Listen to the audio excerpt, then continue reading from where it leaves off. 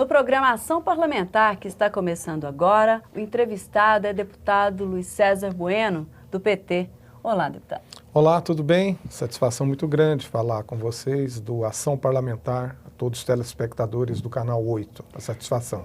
Deputado, muito bom recebê-lo aqui de novo, falando mais um pouco a respeito dos projetos que o senhor tem apresentado aqui na casa, entre outras discussões que o senhor já conversou aqui com a gente. Hoje, especificamente, nós vamos iniciar falando a respeito do projeto de criação do Fundo de Desenvolvimento Regional. Vamos contar um pouco aqui para o telespectador como é que foi esse processo de elaboração desse projeto. Esse projeto ele surge da necessidade de fazer justiça fiscal com o orçamento do Estado. Nós temos municípios que são municípios ricos, que têm um potencial industrial, agrícola, pecuária muito forte. E temos um conjunto de municípios que, segundo o Índice de Desenvolvimento Humano, medido pelo IBGE, fica na linha da pobreza absoluta, onde a população não tem acesso à creche, não tem acesso à saúde, não tem acesso à educação. Existem alguns municípios, principalmente na região do norte e nordeste goiano, onde os professores ficam 4, 5 horas nas estradas para chegar à escola, dada a dificuldade de acesso. Alguns municípios que têm dificuldade de manter o sistema de saúde. Existem municípios populosos, como Águas Lindas, Santo Antônio do Descoberto, que fica no entorno do Distrito Federal, cujo índice de desenvolvimento humano é um dos piores do país. Agora, é uma injustificativa muito grande, um contraste muito grande, você ter um Estado relativamente rico e um quantitativo muito grande de pessoas na área da extrema pobreza. Então, respondendo à tua pergunta, esse projeto ele surge da necessidade de pegar um pedaço pequeno do bolo tributário e ter um direcionamento para os municípios em área de extrema pobreza. São quase 40 municípios, que vai abranger os municípios com 0,89 do Índice de Desenvolvimento Humano. Isso vai garantir os que mais necessitam. São municípios que o prefeito chega no final do mês, ele não tem como fechar as contas, não tem como viabilizar o mínimo de infraestrutura. E existe uma característica nessas cidades... Esses critérios estão no projeto? Sim. Existe uma característica seguinte: nenhum desses municípios tem potencial agrícola, tem potencial pecuário, longe da indústria e do comércio, ou seja, são municípios que vivem extremamente do repasse do FPM e do ICMS.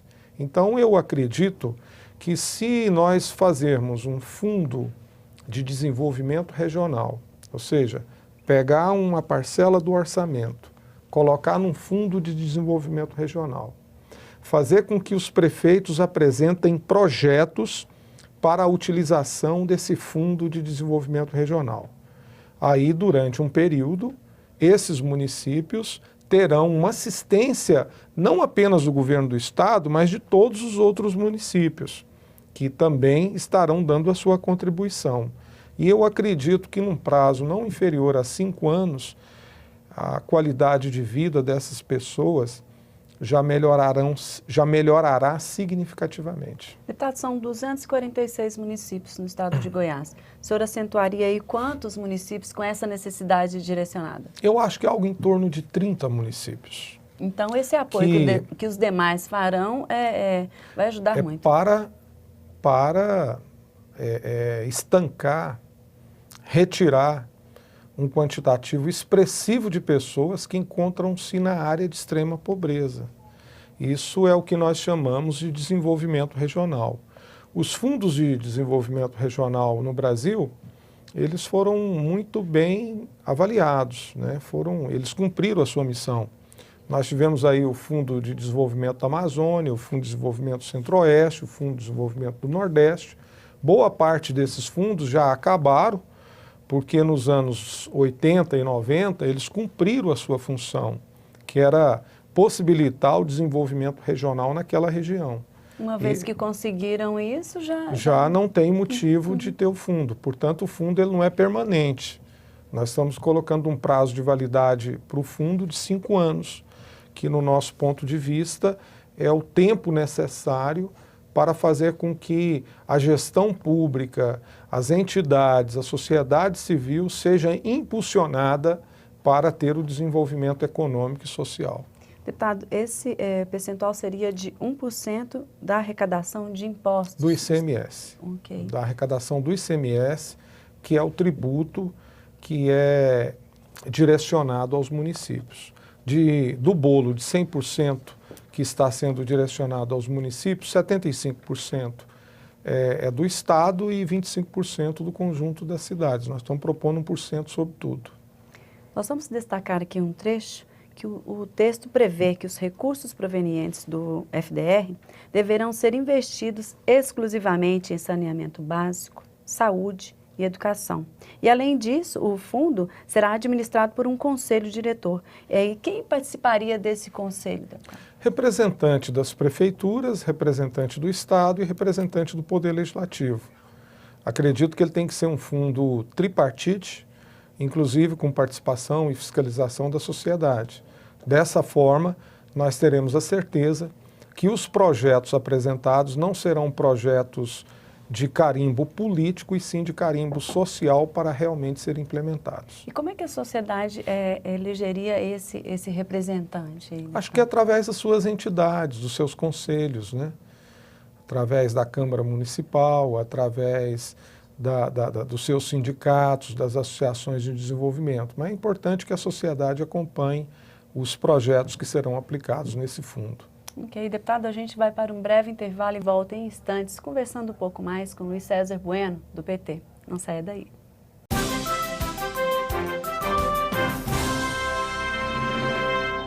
Você fica constrangido quando encontra uma pessoa com deficiência? Então, está na hora de mudar. Deficiência não é doença e essas dicas são para você. Ao conversar com o cadeirante, procure sentar-se. Assim, vocês mantêm a mesma linha do olhar. Para ajudá-lo a subir um degrau, segure a cadeira com firmeza e incline para trás, levantando as rodinhas da frente. Para descer, faça a manobra de marcha ré, sempre apoiando para evitar solavancos. Mas nunca movimente a cadeira sem antes pedir permissão ao cadeirante. E em nenhuma hipótese, nem por um segundo, estacione na vaga reservada a pessoas com deficiência ou ao lado de guias rebaixadas. Você gostaria que construíssem um muro na porta da sua garagem? Pois é, quando você estaciona em lugares reservados, está impedindo que o deficiente físico se locomova. Cidadania é saber conviver com as diferenças. A casa própria é o sonho de muita gente, mas que nem sempre se realiza. O atraso na entrega de imóvel comprado na planta tem índices alarmantes. Mais de 90% dos proprietários só recebem as chaves depois do prazo. Descumprir com a data de entrega estabelecida no contrato garante ao consumidor o reembolso imediato, integral e corrigido do valor pago. Dignidade e respeito. Direitos do consumidor. Superior Tribunal de Justiça. O Tribunal da Cidadania.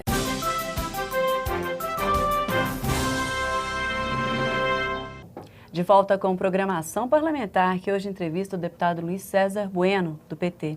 Deputado, a gente já falou a respeito do projeto que propõe a criação do Fundo de Desenvolvimento Regional. Vamos finalizar essa fala falando um pouco mais a respeito de como os municípios contemplados, com os recursos que o senhor está propondo no projeto, deverão apresentar a prestação de contas. Como é que está colocado isso no projeto?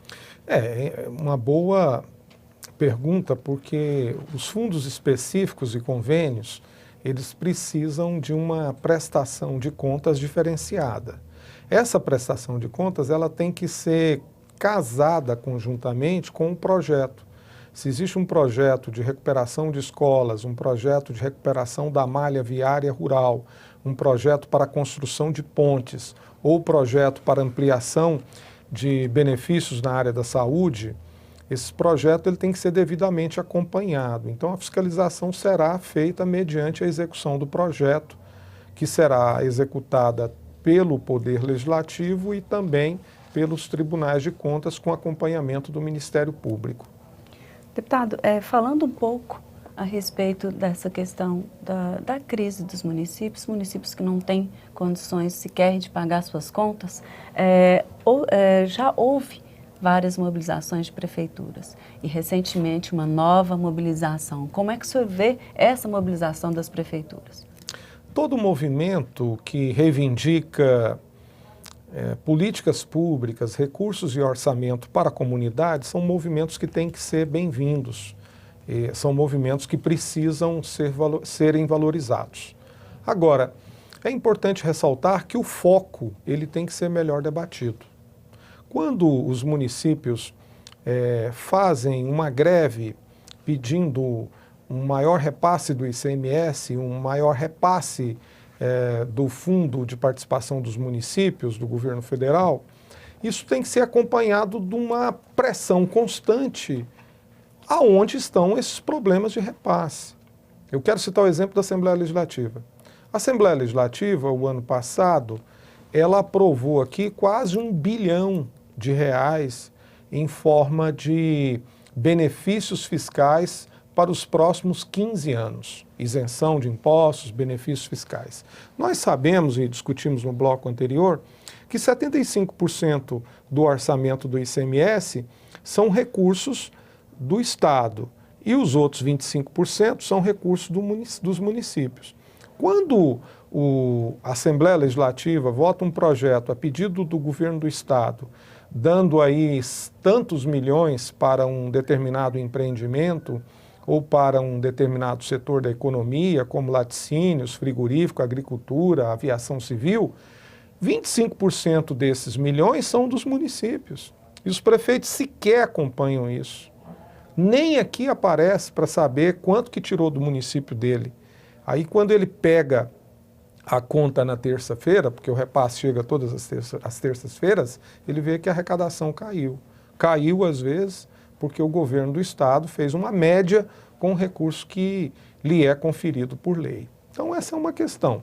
Do ponto de vista do FPM, em nível nacional, é importante ressaltar que é necessário que o pacto federativo, que os prefeitos tanto querem mudar, seja acompanhado de uma reforma tributária.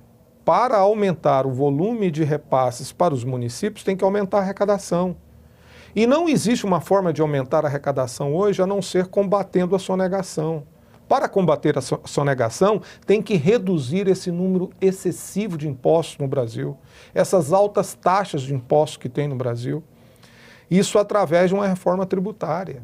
E essa reforma tributária foi entregue ao presidente Lula no Congresso em 2009, cujo relator, deputado Sandro Mabel, nem deputado é mais, e o projeto está travado, parado no Congresso Nacional. Essa reforma tributária vem a simplificar a tributação e reduzir a sonegação, porque ela baseia em 3 tipos de impostos. O imposto sobre a propriedade do município, o imposto sobre o consumo do Estado e o imposto sobre a renda da União. Pronto, 3 tipos de impostos, zerou a conta, não precisamos de 32 tipos de impostos. O que nós teríamos que discutir, então, são as alíquotas e para quem distribuir, quanto distribuir para os municípios, quanto distribuir para o Estado e quanto que fica com a União. Então, enquanto não tiver um foco da sociedade na necessidade de uma reforma tributária, nós não podemos falar num pacto federativo. E aí não tem mais dinheiro e os prefeitos ficam na situação que está. Agora, é importante ressaltar que tem uma crise econômica. Crise econômica que afetou o Japão 4% a menos, a Grécia, a Espanha, a Europa toda, agora que os Estados Unidos cresceu 1%, e a crise econômica chegou no Brasil. E aí é a hora de apertar o cinto. Deputado, o senhor falou dessa reforma tributária parada no Congresso. Por que não há esse debate, na sua visão, sendo com tanta necessidade desse pacto federativo, que, na sua opinião, passa por essa reforma tributária inicialmente, por que está parado até hoje? Porque aqui em Goiás, ficar do jeito que está, o governo equivocadamente acha que é bom. Eu acredito que não é bom. Porque existe uma guerra entre Minas, São Paulo, Goiás e Brasília, onde, segundo Rio de Janeiro, Minas e São Paulo, o Goiás atrai, em forma de benefícios fiscais, incentivos fiscais, as indústrias e empresas do eixo Minas e São Paulo. Na minha opinião, não é bem assim. Eu acho que o estado de Goiás é muito bem colocado geograficamente. As nossas vias de comunicação, principalmente agora com a duplicação da BR-153, Goiânia-São Paulo, o início da duplicação Belém-Brasília, duplicação até Cuiabá, todo o traçado da Norte-Sul, faz com que Goiás esteja numa posição geográfica excelente. Então, na minha opinião, a reforma fiscal, reduzindo o imposto, é inadmissível pagar 29% de imposto sobre energia elétrica. É inadmissível pagar 28%, 27% sobre o álcool e sobre a gasolina. Tem que abaixar os impostos para poder ter geração de atividade econômica. É assim que o mundo cresce. Na Europa, nos Estados Unidos, os impostos são 11%. Por que aqui tem que ser 29%? Por que aqui tem que ser 17%? Então, enquanto esse debate não permear nacionalmente, num imposto nacional, nós não vamos conseguir ampliar. Então é um equívoco achar que a posição de Goiás é uma posição que não pode ser mexida. Deputado, nosso programa já está chegando ao fim. Eu gostaria das suas considerações finais a respeito do seu trabalho aqui na Assembleia Legislativa. Quero cumprimentar vocês do Ação Parlamentar por esse debate, entender que a comunidade hoje ela participa através desse canal efetivo que é a TV Assembleia, Canal 8, e nós estamos dentro desses temas. Agora estamos apresentando esse projeto do Fundo de Desenvolvimento Regional e estamos na tribuna e na nossa atuação parlamentar defendendo uma reforma tributária e defendendo uma justiça fiscal que venha melhorar a situação financeira dos municípios. Nós aqui da equipe da TV Assembleia agradecemos a sua participação aqui hoje, deputado. Muitíssimo obrigada. Uma satisfação, mais uma vez, estar aqui com vocês. Até um próximo Parabéns programa. pelo programa. Muito obrigada. E o programa Ação Parlamentar termina aqui. Até o próximo programa.